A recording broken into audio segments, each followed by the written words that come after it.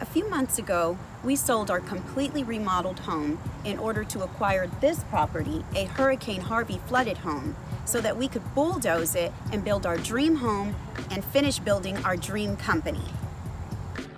So the house was real cool, basic 70s style ranch house, all brick, too many damn palm trees. Let's take you inside. This house really took a bad beating during Harvey, and so there's nothing that we can really do with it but start fresh, and that's what we intend on doing. So most people thought we were nuts for leaving this house that we had spent 4 years of our life completely renovating. But to us, this was just our dream. It was just what we were going to do. So we found a house that was completely flooded out, got water in it up to 4 feet, felt like it'd be a great test case for our custom home building. We're gonna bulldoze this thing and build a house that's 8 feet off the ground, putting our first floor at 10 feet, trying to deal with a little bit of flood mitigation. It's kind of scary in here, and the ceilings are really low. The layout of this house, the way it was done, is just awful. So it just is best served being bulldozed. Since we've already established that we're bulldozing the house, what I want to talk about is why I love this piece of land. There are a huge amount of mature trees on the property, with some of them unfortunately being palm trees. I'm not really partial to palm trees because they are a cesspool for roaches. I think they look great in Miami or anywhere close to the beach, but it doesn't really go with my design scheme.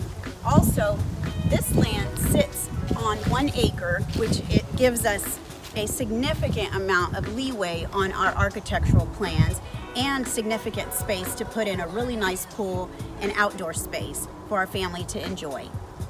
So in October of 2018, we made the decision to sell our house, pack our family into this 42-foot trailer, and live on our land.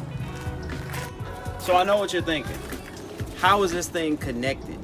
I know you say you're living on the land. I know you say you're living in a freaking trailer on the land. How are you getting rid of all of the you-know-what?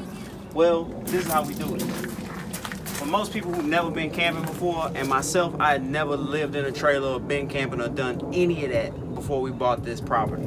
So this is how you do it. You got gray water here, you got black water. Gray, that's just your dirty, soapy water.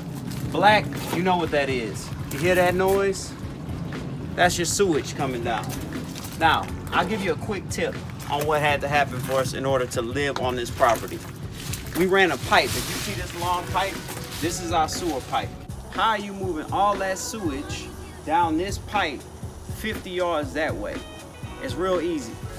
So with using YouTube videos, I was able to figure out that they make a thing called a macerator. What that macerator does, it creates PSI or pressure. And once that pressure pushes that, you know what, down the line, it goes into the old existing sewer system.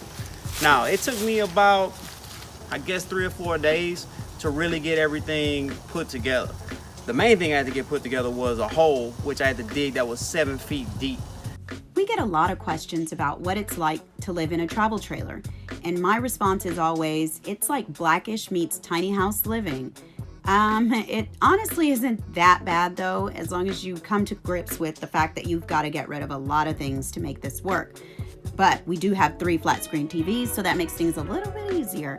Now, another positive aspect is that we have a full-size refrigerator, so that's a game changer. There's also an island in the kitchen, so I can cook easier. Now, a big thing that's a hit for our kids is that there are 2 bunk beds in this space.